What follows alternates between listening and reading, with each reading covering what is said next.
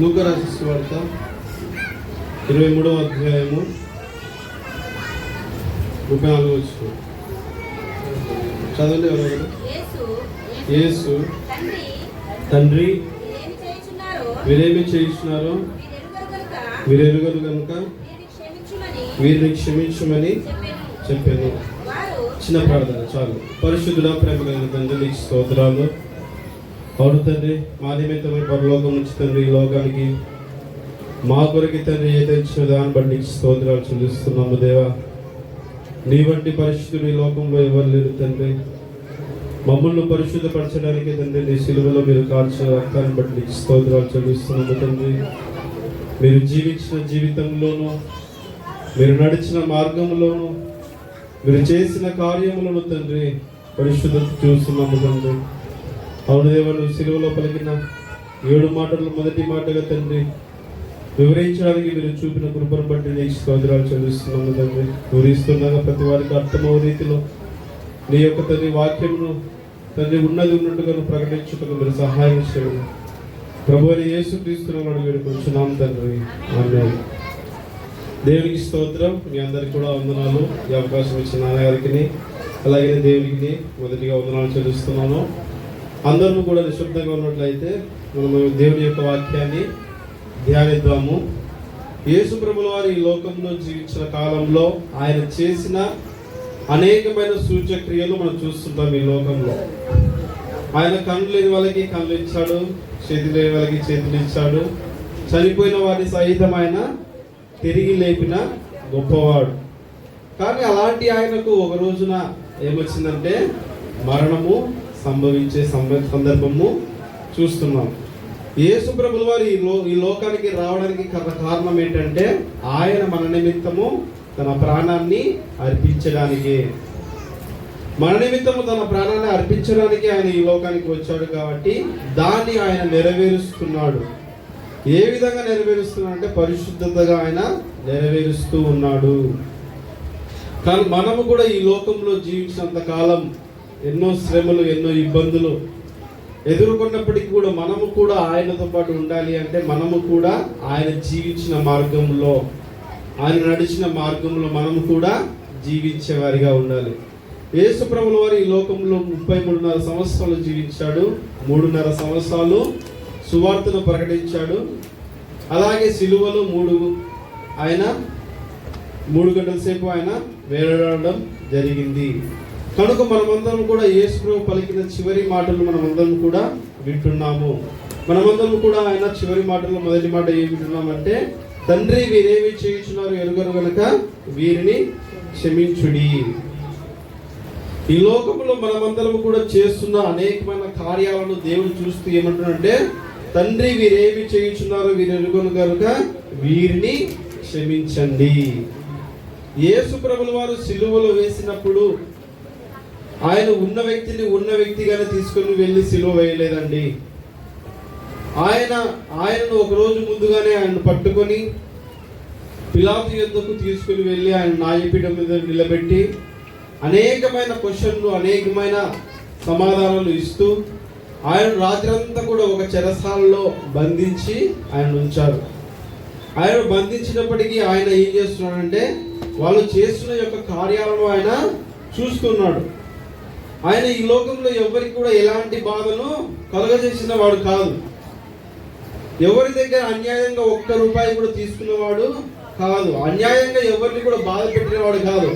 తన మాటల్లోనూ చేష్టల్లోనూ ఎవరిని కూడా ఇబ్బంది పెట్టినవాడు కాదు. కానీ అలాంటి వ్యక్తికి ఏం చేస్తానంటే ఇక్కడ చూసినట్టయితే మత్తయి సువార్త 27వ అధ్యాయం 26వ వచనంలో ఆయనను కొరడాలతో కొట్టిరి. యేసు ప్రభుల వారిని సిలువకు అప్పగించిన తరువాత ఏం చేశారంటే రోమా సైనికులు అందరూ కూడా ఏం చేశారంటే వాళ్ళందరూ కూడా ఆయనను కొరడాలతో కొట్టిరి. యేసు యొక్క దేహం అంతా కూడా కొరడాలతో కొట్టబడినదండి. ఆయన శరీరంలో వీపంతా కూడా 39 కొరడా దెబ్బలు ఆయనకు కొట్టినట్టుగా మనం చూస్తున్నాం. అంతేకాకున్నట్టుగా 28వ వచనంలో చూసినట్లయితే 27:8లో ఆయన వస్త్రములు తీసివేసిరి. ఒక వ్యక్తిని చెరసాలకు తీసుకుపోయినప్పుడు ఏం చేస్తారమ్మా, ఇంకా ఆ వ్యక్తి వస్త్రాలు తీసి వేరే వస్త్రాలు వేస్తారు. కానీ ఆయనకున్న వస్త్రాలు తీసివేసిరి. ఆయనకున్న వస్త్రాలన్నీ కూడా తీసివేశారు. తర్వాత 29వ వచనం చూసినట్టయితే ఆయనకు ఒక ముళ్ళ కిరీటమును అల్లిరి. అల్లి తలకు పెట్టి, వాళ్ళు ఏం చేస్తారంట, తలకు పెట్టి వదులుతున్నారంట. ఏం చేస్తారమ్మా, ఒక ముళ్ళును తీసుకొని దానితో ఒక కిరీటాన్ని అల్లారంట. ఒక తలపైన ముళ్ళు కిరీటం పెట్టాలంటే ఏ విధంగా ఉండాలా, రౌండ్గా ఉండాలా. ఒక ముళ్ళు పెట్టి నెత్తి మీద వదిలేస్తే అది నిలబడుతుందా? నిలబడదు, కింద పడిపోతుంది. కాబట్టి వాళ్ళు ఏం చేశారంటే, ఎలాగైనా సరే ఈయన రాజు అని సెలవిచ్చాడు కాబట్టి ఈయనకు కిరీటం కావాలని చెప్పేసి ఏం చేశారంటే, వాళ్ళు ఒక ముళ్ళతో ఒక కిరీటాన్ని అల్లారండి. ముళ్ళతో ఒక కిరీటాన్ని అల్లి వాళ్ళు ఏం చేశారంటే, తన యేసు ప్రభు యొక్క తల మీద పెట్టి వాళ్ళు ఒత్తుతున్నారంట. ఎందుకు ఆయన అంత శ్రమను అనుభవించారంటే, నీవు నేను చేసిన అనేకమైన చెడు ఆలోచనల వల్ల ద్వారానే, నీవు నేను చేసిన అనేకమైన చెడు ఆలోచనలు, చెడు మార్గాలు, చెడు చూపులు, అవన్నీ వాటి ద్వారా ఆయన తలలో ముళ్ళ కిరీటము కొట్టబడినది, గుచ్చబడినది. ఆయనను అపహసించిరి. యేసు ప్రభుని ఏం చేస్తున్నారంటే, ఒక చిన్న పిల్లవాడిగా చేసుకుని వాళ్ళు ఏం చేస్తున్నారంటే అపహసిస్తున్నారు. ఎలా చేస్తున్నారంటే, ఆయనను వంగబెట్టి ఒక గుద్దు గుద్ది అక్కడ 10 మంది నిలబడి అరే అరే బాబు అరే అని చెప్పేసి ఆయనను గట్టిగా పిలిచి, నిన్ను ఎవరు గుద్దినారో ప్రవేశించము, నిన్ను మొదలుగా ఎవరు కొట్టారో చెప్పుము అని చెప్పేసి ఆయనను అపహాసము చేశారండి. ఆయనను అపహసించారు, ఎగతాళి చేశారు, ఏరణ చేశారు. ఇతరులను రక్షించినావు కదా, అవును వాళ్ళ పేరు చెప్పావు కదా, చూడకుండా వాళ్ళ మగాలు చూడకుండా చేసావు కదా, అనేకమైన గొప్ప కార్యాలు చేసావు కదా, నిన్ను ఎవరు కొట్టారో చెప్పు అని చెప్పేసి ఆయనను అపహాసము చేసినట్టుగా మనం చూస్తున్నాం. ఈ లోకంలో మనం పొందవలసిన అపహాసము ఆయనను అనుభవించాడు. ఈ 30వ వచనం చూసినట్టయితే ఆయన మీద ఉమ్మి వేసిరి. హల్లెలూయా. యేసు మన పాపాల కొరకు ఆయన ఏం చేస్తారంటే తెలుసా, ఎవరైనా మన మీద ఉమ్మి వేస్తే మనం ఊకుంటామమ్మా? అందరు కూడా వినండి. యేసు ప్రభు యొక్క ముఖం మీద వాళ్ళందరూ ఏం చేశారంట, ఊశారంట. ఊసేవాడు ఊసాడా? ఎన్నో రకాలుగా గట్టి గట్టి గావిస్తూ ఏం చేస్తారు, ఆయన ముఖం మీద ఊశారు. నడుచుకుంటూ పోయేటప్పుడు ఎవరన్నా సరే కాలు బేక్ మంది ఆగిస్తే మనం ఏమనుకుంటాం, అరే వీనికి కళ్ళు కనబడుతున్నాయి, నెత్తికినాయి అని చెప్పేసి మనం మాట్లాడుకుంటాం. ఎవరైనా చిన్నగా ఏదైనా ఒక చిన్నగా తాకితేనే మనం ఏం చేస్తాం, అరే వీనికి కళ్ళు కనబడుతున్నాయా, వీనికి కారం ఎక్కువైందా అని చెప్పేసి మనం మాట్లాడతామే. కానీ ఆయన ఎవరిని కూడా దూషించలే, ఎవరిని కూడా ఆయన అవమానపరచలేదు. కానీ ఆయన ఏం చేస్తున్నారు, అవమానపరిచారండి. ఆయన ముఖం మీద ఉమ్మి వేస్తున్న కూడా ఆయన ఏం చేశాడు, అరే నీకు ఎప్పుడన్నా అన్యాయం చేస్తారా, అరే బాబు నువ్వు ఎప్పుడన్నా చూసినావా, అరే నేను అనేక మందిని స్వస్థపరిచాను కదరా, ఇదే నీకేమొచ్చిందిరా, నీకేమొచ్చిందిరా కాలం అని చెప్పేసి ఆయన మాట్లాడలేదండి. నోరు తెరిచి ఆయన ఒక్క మాట కూడా మాట్లాడలేదంట. ఆయన ముఖం మీద మొత్తం ఉమ్మి పడితే ఆయన తుడుచుకున్నాడు, నా పాపాల నిమిత్తం. ఆయన నోరు తెరిస్తే ఆకాశం నుండి 12 వ్యూహాలు వస్తాయి, అక్కడ ఉన్న సైన్యం అంతా కూడా నశించిపోతుంది, ఆ దేశాన్ని కూడా నాశనం చేయగలరు. కానీ ఆయన ఏం చేశాడు, అలా వేడుకోలేదు. తండ్రి నీ చిత్తమే నా జీవితంలో జరగాలి. కాబట్టి ప్రభునందు వారులారా, ఆయన మీద ఉమ్మి వేసిన వారిని కూడా ఆయన ఏం చేస్తున్నాడు, క్షమిస్తూ ఉన్నాడండి. ఆయన రెల్లును ఒక చేతిలో ఆయనకు ఒక కట్టెను పట్టించారు, ముళ్ళగడ్డను. రెల్లును ఆయనకు పట్టించి ఏం చేశాడంటే, ఆ కట్టెను తీసుకుని ఆయన నెత్తి మీద కొట్టారంట. హల్లెలూయా. ఆయన కట్టెను తీసుకుని ఆయన నెత్తి మీద కొట్టినప్పుడు ఆయన నెత్తి మీద ఏమనండి, ముళ్ళ యొక్క కిరీటము ఆయన తలలోనికి ఉంచుకొని వెళ్ళిందండి. కాబట్టి ప్రభునందు వారులారా, ఆయన ఇవన్నిటి కూడా భరిస్తున్నాడు, ఇవన్నిటి కూడా ఆయన భరించాడు. కోరలకు కొట్టినప్పుడు ఆయన భరించాడు, ఆయనను అపహాస్యము చేస్తున్నప్పుడు ఆయన భరించాడు. అలాగే విధంగా ఆయన వస్త్రాలు తీసినవి వేసినప్పుడు కూడా ఆయన భరించాడు. ఆయనను అనేక విధాలుగా ఆయన పైన ఉమ్మి వేసినప్పుడు ఆయన భరించాడు. ఆయనను సిలువ వేస్తున్నప్పుడు అక్కడ 2 దొంగలను కూడా సిలువ వేస్తున్నారు. అక్కడ ఇద్దరి దొంగలు సిలువ వేస్తున్నప్పుడు వాళ్ళు ఏం చేస్తారంటే గట్టి గట్టి అడుస్తారంట. వాళ్ళు ఏం చేస్తున్నారు? యేసు ప్రభుని సిలువ వేయడానికి తీసుకొని వెళ్ళినప్పుడు యేసు ప్రభుతో పాటు ఇద్దరు వ్యక్తుల్ని కూడా ఏం చేస్తారమ్మా? సిలువను వేస్తున్నారు. యేసు ప్రభుతో పాటు ఇద్దరు బందిపోటు దొంగలను కూడా సిలువ వేస్తున్నారంట. వాళ్ళకు ముళ్ళ గీయడం పెట్టలే, వాళ్ళ మీద ఉమ్మి వేయలే, కానీ వాళ్ళకు అపహాస్యం చేయలే. వాళ్ళను తీసుకొని వెళ్ళి ఆ సిలువకు ముళ్ళ చేతులకు మేకులు కొడుతున్నప్పుడు మాత్రమే వాళ్ళు ఏం చేస్తారంటే ఏమొచ్చిందండి అని చెప్పేసి పెద్ద పెద్ద మాటలు, రే నీకు అక్క చెల్లెలు రే ఏమైందండి అని చెప్పేసి వాళ్ళు గట్టి గట్టిగా కేకలు వేస్తూ వాళ్ళు ఏం చేస్తారంటే తిడుతున్నారంట. ఆ రోమా సైనికులు వాళ్ళు ఏం చేస్తున్నారు? తిడుతున్నారు. నీకేమొచ్చిందిరా అని చెప్పేసి పెద్ద పెద్ద మాటలు మనం మాట్లాడలేము, కానీ ఆ మాటలు రావు.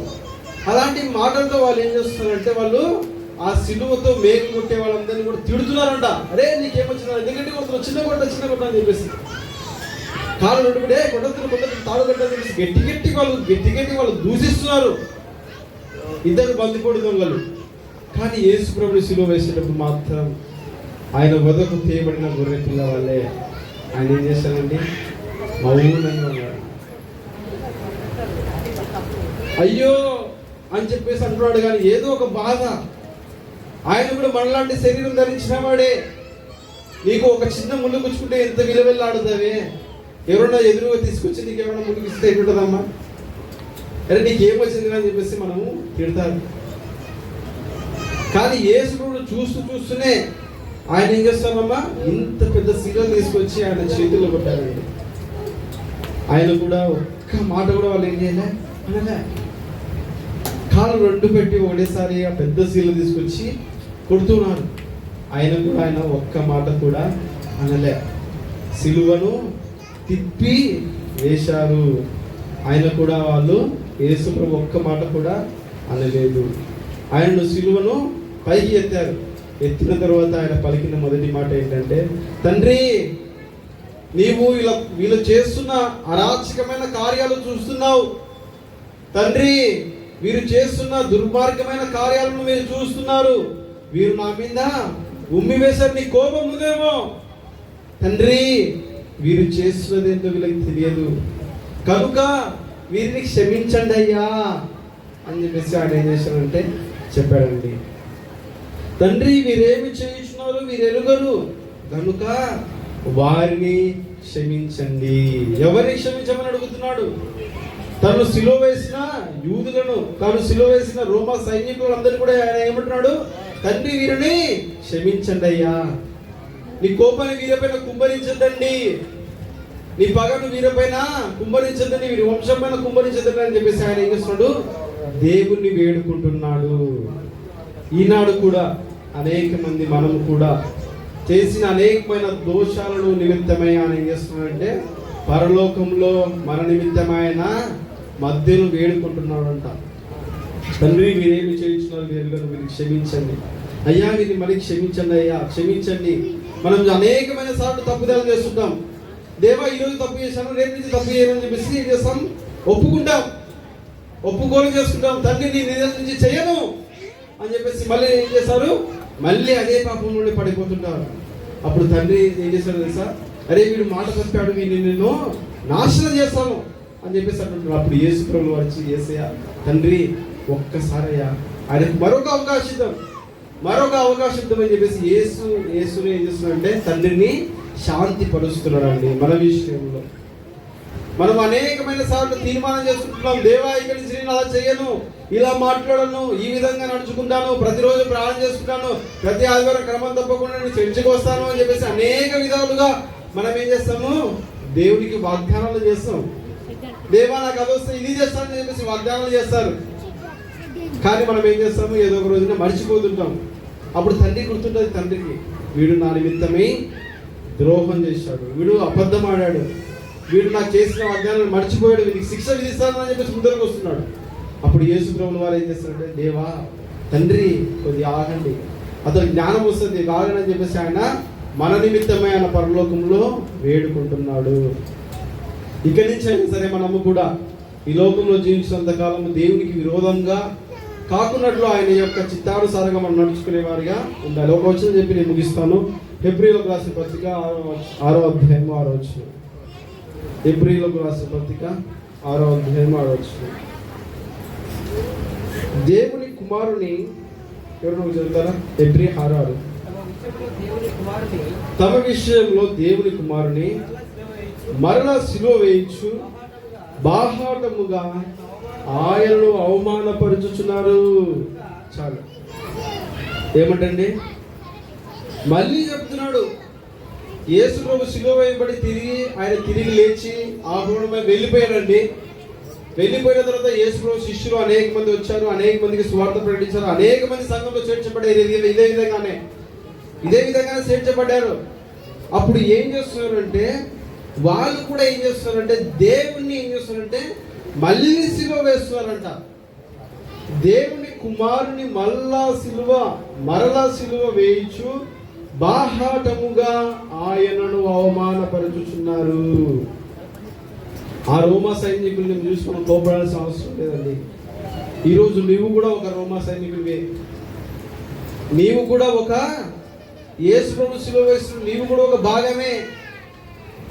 ఎందుకంటే ఆయన బాహాటంగా బహిరంగంగా ఆయన నువ్వేం చేస్తున్నావు అంటే అవమానపరుస్తున్నావు.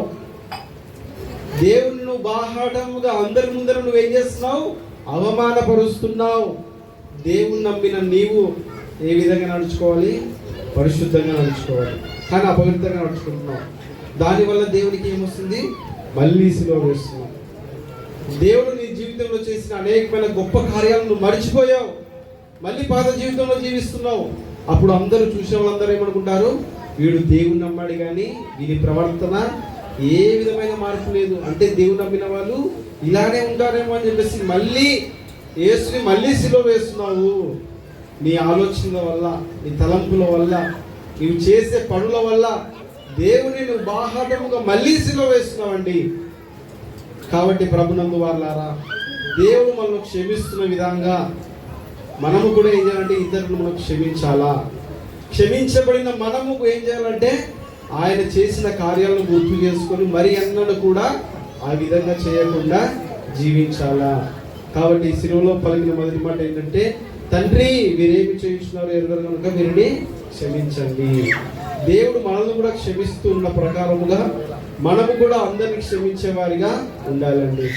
అప్పుడు దేవుడు ఏం చేస్తారంటే మనల్ని కూడా ఆయన ఒక రోజున క్షమించి ఆయన జీవితాలు ఇస్తాడు. దేవుడు ఈ మొదటి మాట దీవించి ఆశీర్వదించుగాక. ఆమేన్. పాట రాధమ్మక్క గారు పాడతారు. రెండో మాటకు సిద్ధంగా ఉండాల్సిందిగా కోరుతున్నాను.